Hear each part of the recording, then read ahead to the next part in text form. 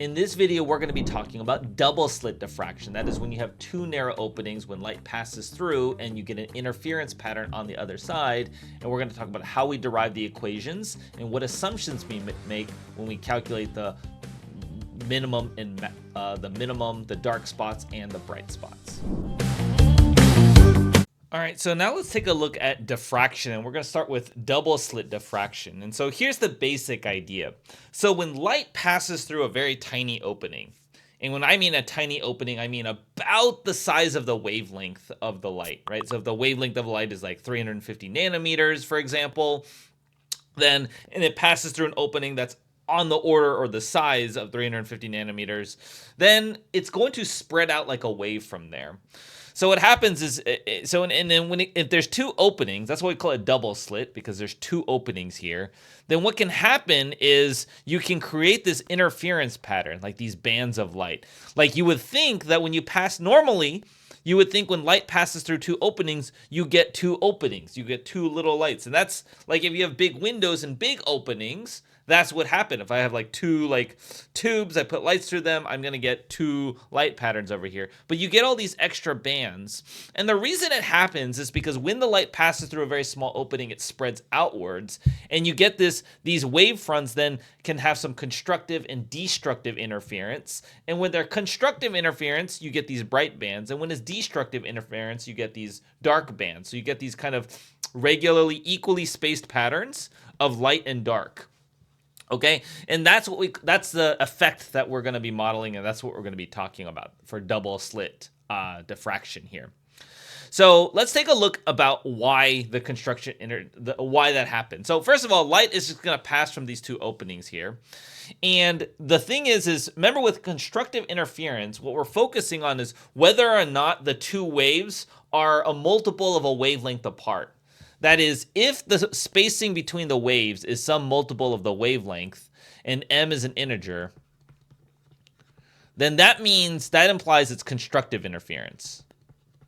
Because that means you're taking two waves and you're just lining them right on top of each other, right?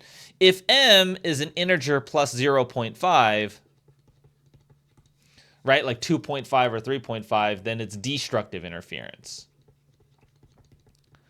And just to indicate, let me kind of show you on Desmos what this looks like.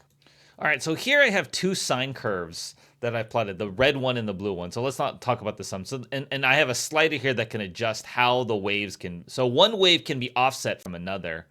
And then we're going to look at the sum of the two. So all I can do is I can adjust this a multiple number of the wavelengths, basically. And what happens is if I shifted enough wavelengths so that then they line on top of each other, then you get the biggest value. But as you shift them around, like they'll kind of cancel each other out here. So here's destructive interference, right? The blue one and the red one we call it 180 degrees out of phase, or they're half a wavelength apart in terms of the spacing. And so when you add them up, the result is that the wave is going to be zero. And if you kind of have it multiples in there, right? Like when they're lined up right on top of each other, then you're there. Then they're going to add and you're going to have the biggest wave. So that's kind of what's happening, right? That's what we mean by it.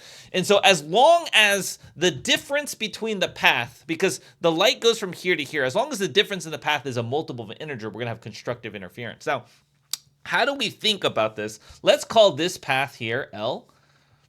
So the way you want to think about it is here are the two openings. Here's the center. We're going to call this angle. Now you got to imagine this is not to scale. These spacings pretty far apart, and the screen where the light, so the light is over here, and we're going to talk about what's going to happen on the right side of the screen, right, where the bright spots and the dark spots appear. So that distance can be much further than the spacings between here. But anyway, we have a light wave coming there from there to there, and let's call this distance L. And now this one's a little bit longer because it's further away, right? Let's say if we draw a line like here and say this distance here is L, then this is the path difference. This is the difference that it takes, the difference in distance between the light from this side reaching there versus the light from reaching this side being there. But if that difference here is a multiple of the wavelength, then we'll have constructive interference. And if it's not an integer multiple or off by 0.5, then we'll have complete destructive interference. And all the little bands are like there's something in between, right? Now here's the idea. This is the kind of the short assumption. If this L, if the distance to the screen is much larger than the spacing here, then this is about a right angle, okay? And what's going to happen is by similar triangles, this is going to be theta. And if this part of the right triangle right here is D and this is theta, then delta D is going to equal to D sine theta, where D is the spacing between them and then and there. And so we get this expression that D sine theta is going to equal m lambda. Okay, and this is, again, if you use an integer for m, then that means we have constructive interference. And if it's an integer plus half, then it's destructive interference. But this is our general condition for whether or not there's constructive or destructive interference, because this is the formula for the path difference there. Okay, now the other thing we're going to talk about is a small angle. Now, if you look at sine of theta, let's look at the theta here, because theta is this referring to this triangle right here. Again, if L is much bigger than D, then this angle is small. And so we have this approximation that sine theta is about equal to theta, which is also about equal to tan theta, because tan theta is sine theta over cosine theta. That's one way to think of it. Or you can just look at this triangle. Sine theta would be this distance. The hypotenuse here would be square root. Like if this side is L, this side is Y, this would be square root of L squared plus Y squared. Sine of theta is going to equal opposite over hypotenuse, Y over square root of L squared plus Y squared, right? But if this angle is really small, and this is like a really thin triangle, then the hypotenuse, like L is much bigger than Y, then what's going to happen is this L, right? Like this side and this side are about the same. So this is about equal to Y over L for small angles, small theta. Okay, because that means this side of the triangle, this side of the triangle are about the same. They're a little bit different, but about the same. So then we get this relationship. If we plug that into there, we get D times Y over L is equal to m lambda. And so, again, if this is an integer, this would be a maximum, a max brightness. And that's where we get this constructive or destructive interference. We get D times Y max over L is equal to m times lambda, where L is the distance of the screen. M is the number of the brightness, like the first brightness away from the center. So in the context of this picture, for example, this will be the center brightness. This would be m equals 1 for this brightness here. This brightness would be m equals -1. This one would be m equals 2. And then the dark spots would be like 1.5 and 0.5 and things like that. Okay, and then this would be called the Y max. Okay, that would be the distance to that brightness if you're using an integer. Okay, and so that's what we use. So let's go through some example. Let's go through an example here. We have a coherent monochromatic light through lambda through two narrow slips, 2 millimeters apart.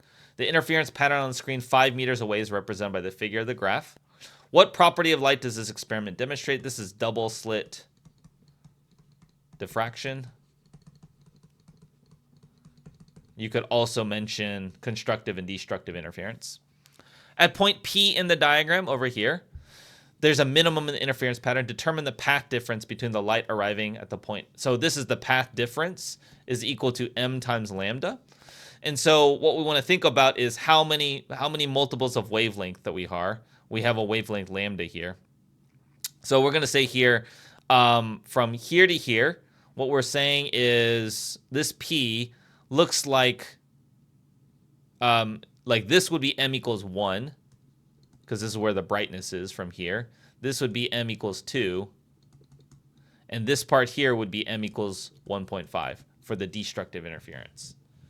Right? So the path length difference is going to be, in this case, 1.5 times the wavelength. But we want to think about what that delta D is. Remember, that delta D we also said is approximately equal to D times Y max divided by L. So the D is the separation. So that's 2 times 10 to the -3, because this is millimeters. So convert that to meters. The Y max, or this is Y min in this case, that difference there, that value from there to there is going to be, I don't know, let's read the number off there. How many millimeters is that? Estimate what that is. Did they say what it was? Nope. We'll say 1. I don't know, 1.8. Is it 1.8 or 1.9? I will say 1.8. 1.8 millimeters. And then the length, the distance from there to there is 5. So you can calculate that. 2e negative 3 times 1.8e negative 3 divided by 5. That's going to be 7.2 times 10 to the 1, 2, 3, 4, 6, 7, negative 7 meters. Okay, and then we want to know what the wavelength of light is. Well, that path difference is also going to be 1.5 lambdas away, 1.5 times lambda. So lambda is going to be that number divided by 1.5, which is going to be 4.8 times 10 to the negative 7 meters, like that. Or if you wanted to do it in nanometers, times 1e9, that would also be 480 nanometers, like that. Okay. Thanks for watching. Please subscribe if you haven't already, just to like improve the quality of the channel so that it shows up more, so we can share this out with more and more students out there. The other thing is if you do need extra help, if you're needing maybe some more practice questions, more guidance on multiple choice questions, we do have program options to help you practice. Also run office hours. I answer questions for students, things like that. A little bit more just structured guidance. If you feel like you're needing some of that, go ahead and click the description below. There will be a link that takes you to a website where you can see about how the different programs operate for all the AP Physics and AP Calculus programs we run.